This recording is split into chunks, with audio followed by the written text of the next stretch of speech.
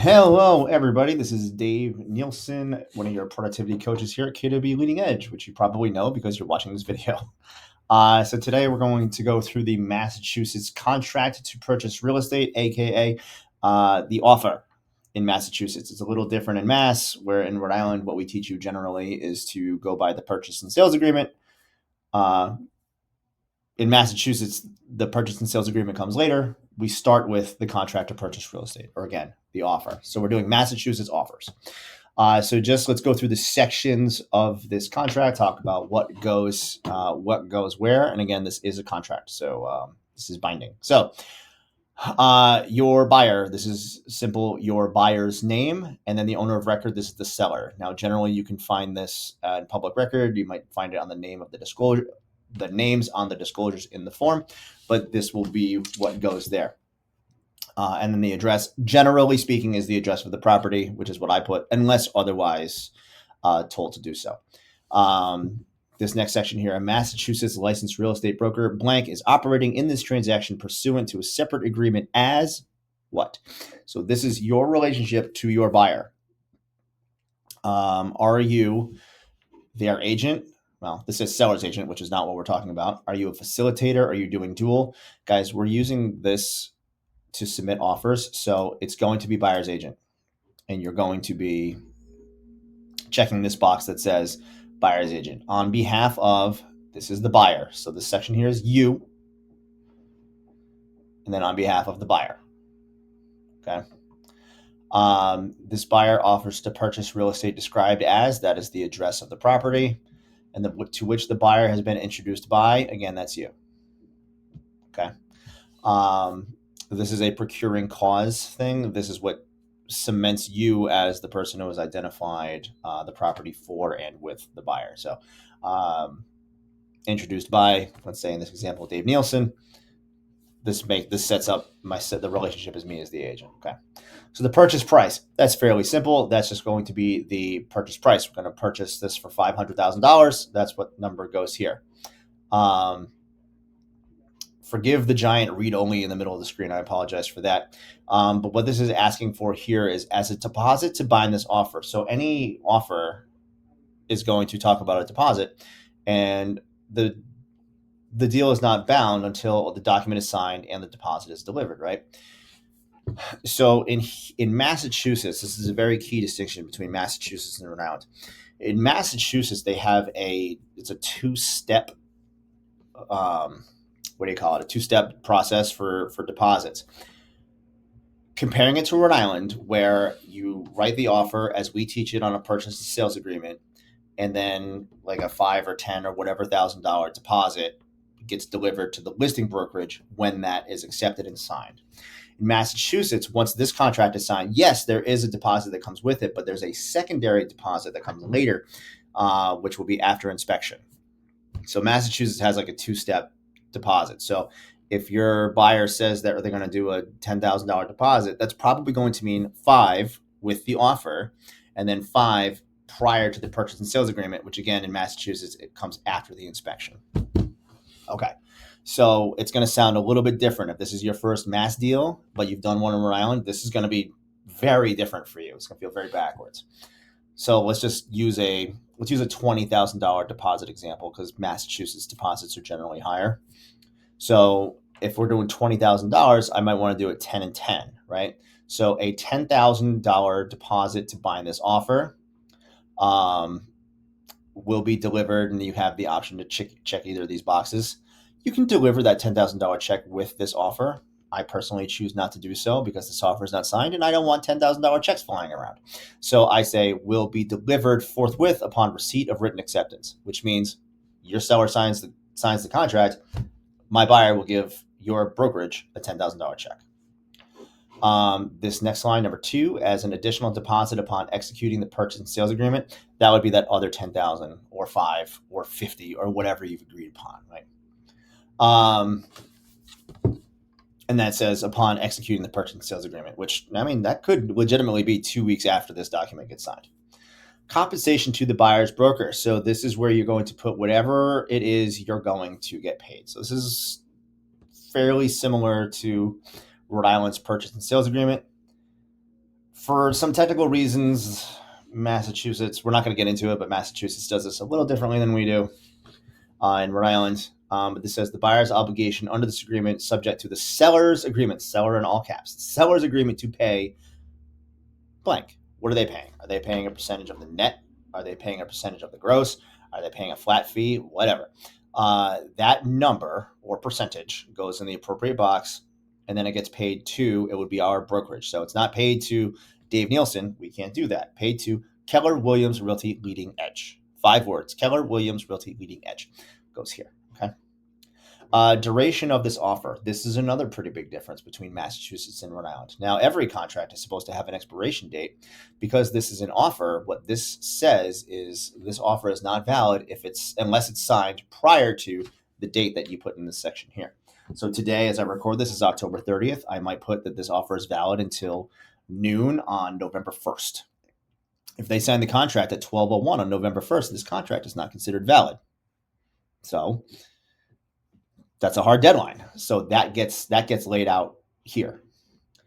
You pick the day, you pick the time by which it must be signed and executed. And if everything's not completed by that date, including that deposit, that initial deposit, then this contract is not valid. Purchase and sale agreement. Now, this is where I kind of skirted over it earlier. This is where it matters that Massachusetts has a different process. In Rhode Island, it's generally offer, which will be done on a purchase and sales agreement, at least the way we teach it. Then you will do your inspection. You will negotiate your inspection independently if you need credits or repairs, if required. And then you'll just kind of happily go on through the transaction through closing. In Massachusetts, you submit this offer. It gets agreed upon, it gets negotiated, agreed upon, signed, and executed. Then you will do an inspection, after which the purchase and sales agreement will get done. So think about the time frame needed for this to play out. If you're going to do an inspection prior to the purchase and sales agreement being signed, how much time do you need to conduct the inspection and negotiate the repairs? Well, in Rhode Island, we give you 10 business days. So basically 2 weeks, because we're not counting weekends. You basically get 2 weeks to do this process. So in Massachusetts, it stands to reason that you should get about the same period of time. So again, today, as I record this, is October 30th. That means I probably want to give about 2 weeks from today's date for this to be done. So what would that be, like November 12th, I think? So it says the seller and buyer shall on or before time of day on November 12th or 13th or 14th, whatever you agree upon. That's when the purchase and sales agreement has to be done. So it's a hard deadline in Massachusetts that doesn't exist in Rhode Island, so we need to be cognizant of that. The closing. If you're on the buy side here. So if you are a buyer if your buyer has a mortgage, the best person to get the closing date from is going to be the lender, so that they can tell you, hey, this is, I'm going to need more time on this one. This is complicated. I need 45 days. This is easy. I need 30 days. This is cash. I need 3 weeks. Well, you won't have a lender if there's cash, but you know what I'm saying. The closing period could be different based on the buyer. Whatever that closing period should be goes in here. Ask your coach. That's me. Ask me about how long it should be. We'll talk about your deal specifically, and then we'll figure out a date here. But figure most of the time you're going to be between 4 and 6 weeks. So scrolling down. Escrow. This deposit shall be held by blank. Generally speaking, that is the listing brokerage. If it is the Keller Williams in Plainville, I forget what their actual name is, but let's just call them KW Plainville. It would be KW Plainville.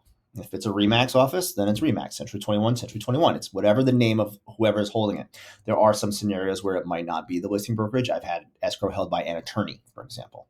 Whoever it is, that's who goes here. But generally speaking, rule of thumb, listing brokerage. Contingencies. It is agreed that the buyer's obligations under this offer and any purchase and sales agreement signed pursuant to the offer are expressly conditioned upon the following terms and conditions, blah, blah, blah. So what are the contingencies here that this contract is going to be dependent on? The big ones are financing and inspection. So for your mortgage, again, this is going to say, like, when do you need a commitment by? All you need to know about this is that it should be about a week before closing.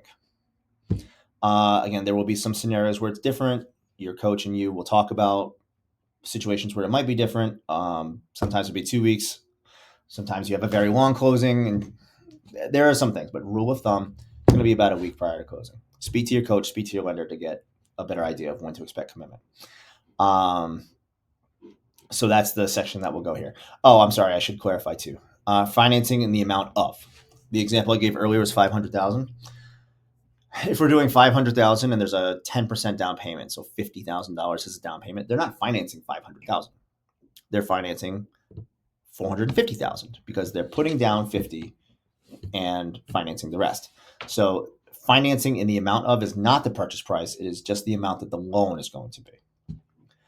If you're purchasing it for $500,000, but there's it's like 100% financing, well, then it would match. Or if there's cash, well, then this could actually just not be filled out because it's waived, or you can write NA or 0 or something to indicate that there is no mortgage here. The buyer should, right here is where I am, the buyer has submitted one application by, so this is when the buyer needs to submit their mortgage application. It should be within the first 5 days of this property, of this offer being accepted. Okay, let's continue. So inspections. Generally speaking, like I compared earlier, Rhode Island, you're going to have about 2 weeks. In Rhode Island, we do business days. Notably, this section is calendar days in Massachusetts, so you're going to want to give yourself 14 days. Again, I say 14, that's not a rule. If you want it to be faster, you can make it faster. If you want more time, it can be more time. This is a point of negotiation. The most common is 14 days, but if you want to make your offer stand out in a multiple offer scenario, like, hey, we're going to have everything done in like 5 days.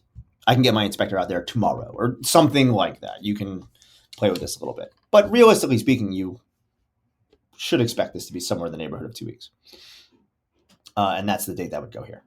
That is to say that all of the inspections and negotiations have to be done. If you make that promise, we're going to be done in 5 days. Well, from here, as I said today on the 30th, that would be November 3rd. If I don't submit a repair request or a request for credits by November 5th, well, then I'm out of luck because this contract said that I had to do that by the 3rd. So the dates really matter here, guys. Oh boy, excuse me. So this section here, Section 8, representations and acknowledgments. This is talking a lot about liability. We're not going to read the whole thing here, but it's liability for the buyer side. It's just reminding the buyer that if there's anything that is important to them, they should be doing their due diligence. Well, I am going to read some of it. I lied. The buyer understands that if this information is important to the buyer, it's the duty of the buyer to seek advice from an attorney or written confirmation from their municipality. Really, everybody should be doing their due diligence on everything. You should as the agent, the buyer should as the buyer. We all should. Generally speaking, we're not going to be adding any caveats to this, so we will write the word none here, as says here. If none, then write none. Okay. Additional terms. If there is anything else that has to be included in this offer, then this is where that would go. Some examples would be like a suitable housing. Like if the seller has told you, like the listing agent has told you that the seller has to purchase a property in order to sell this property, that would go here. If there is something that you need to finagle with the compensation, then that could go here. If you need like closing cost credit, like the seller needs to pay $12,000 in closing cost credit, that has to go here. If that stuff does not go here, then it is not part of the deal. You don't get to figure that out later unless you get really lucky with a very gracious seller. So all of those things are really important to get into this additional terms section. If you want to discuss other things that might be important to your deal, then this is what we're going to talk about with your coach. So all that stuff here. So then just on the next page, it is expected that the seller will sign that they accept this and give it back to you. And then you have an executed contract. You owe them the deposit, and then off you go.